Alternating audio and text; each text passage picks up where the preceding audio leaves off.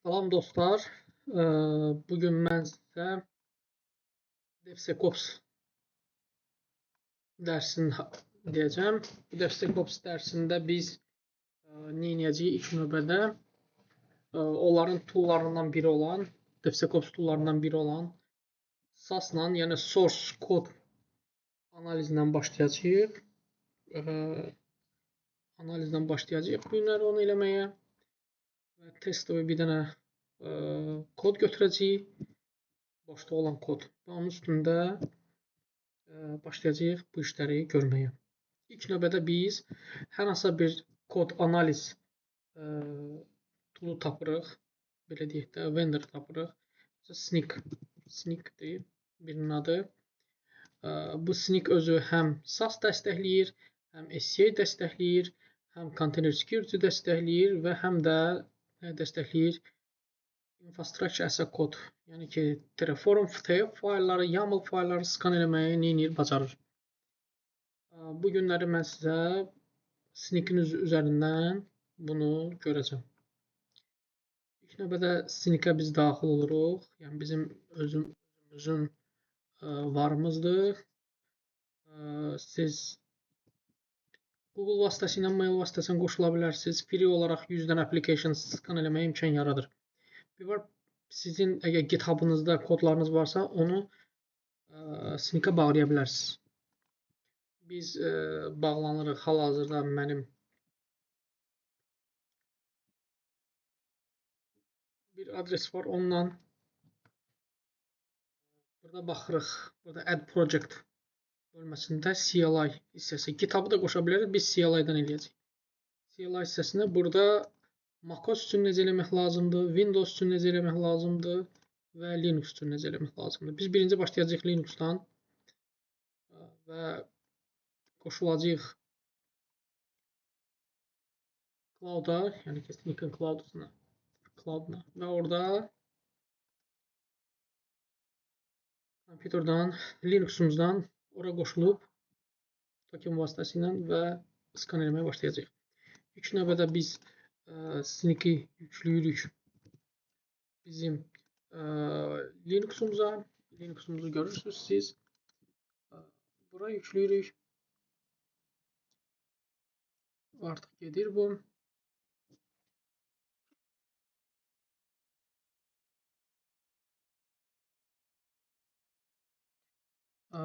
Sonra biz nə edirik? Biz ona executable icazəni veririk. Sonra nə edirik? Hamısını qeyd eləmişəm. Sonra biz onu move eləyirik. User local bin run olsun bizim Linux-da. Sonra biz tokeni buradan götürürük. Tokeni hara girecek? Burada daxil oluruq. Burada accounting var. Və burada görürsünüz click show eləyən kimi bizim bir klik eləyən kimi kliklə bizim keyimiz burada nə edir? Görsənir. Bunu da mən burada əlavə etmişəm ki, yəni həm belə görsətdim, həm də belə. Orada biz qoşuluruq artıq bunun portalına. Artıq qoşuldur. İndi ilk növbədə nə edirik? Biz dənə boşluğu olan bir application tapırıq. Bizim artıq applicationımız var. Görürsünüz. Biz indi nə etməliyik? Bunun buradakı kodları, open source kodları yoxlamalıyıq ki, həqiqətən də bizim kodlarımızda boşluq varmı, yoxmu, onun haqqında məlumat öyrənməliyik. Yenə də gəlirik. Və nə edirik burada? Burada biz sadəcə bu komandanı göstəririk. Həm kodu test eləyəcək, həm kod test eləyəcək, yəni open source kodu yoxlayacaq, həm də onun JSON faylına necə generasiya eləyəcək. Elədir. GQ vasitəsilə də baxa bilərik ona. SAS eləyə bilərik.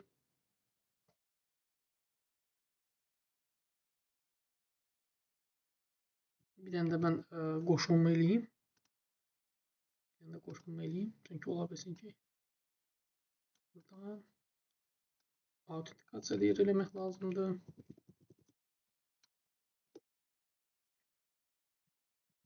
Bir dəqiqə. Sneak user'ına pasport verdik.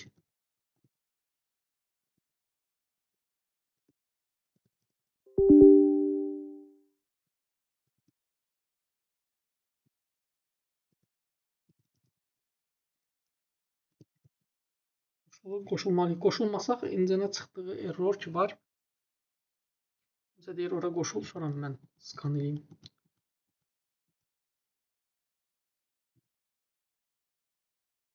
Artıq baxaq.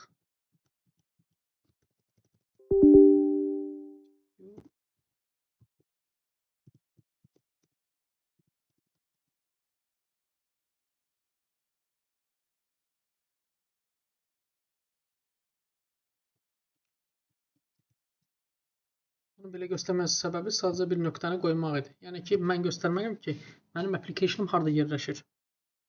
Yəni bunu belə elədik. Bir də uzun çəkdik. Çünki biz burada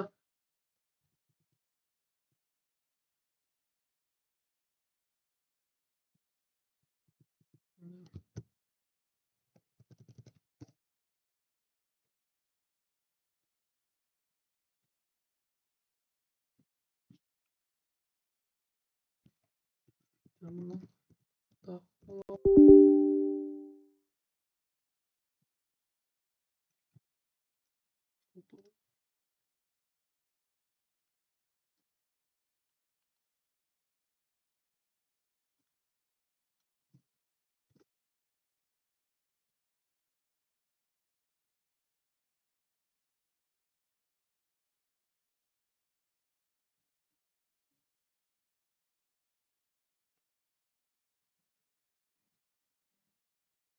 belə errorların çıxmağı və bunu görməyimiz çox gözəldir. Elə videolar var ki, orada errorları göstərmirlər. Elə pauza edirlər, errorları düzəldirlər. Adamın heç nədən xəbər olmadı ki, bu necə düzəltdi. Həqiqətən də sonra tələbələr və yaxud da video baxanlar görürlər ki, bu elədi, alındı, siz elədiniz, alınmadı. Yəni belə hallar çox olur. İndi bir dənə JSON faylının daxilinə baxaq. Gördünüz, artıq işlədi, görürsünüz. Biz bunu adi skan eləyə bilərik. Baxaq görək nə cür verəcək. Biz belə də görə bilərik.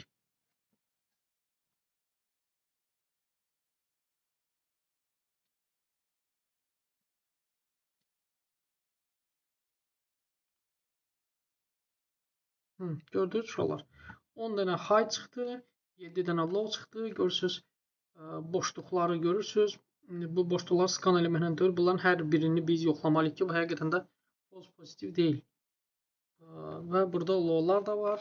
Yəni gördünüz, bizim skanımız uğurla alındı.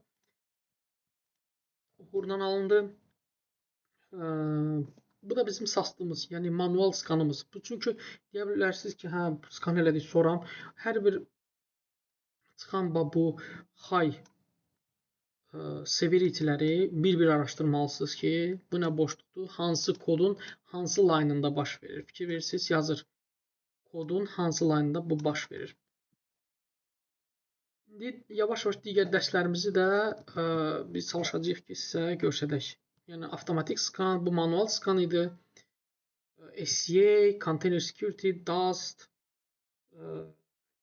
infrastructure as a code yoxlanılması, compliance as a code yoxlanılması. Bunları da bir-bir sizə göstərəcəyim. Hamınıza təşəkkür edirəm, minnətdaram.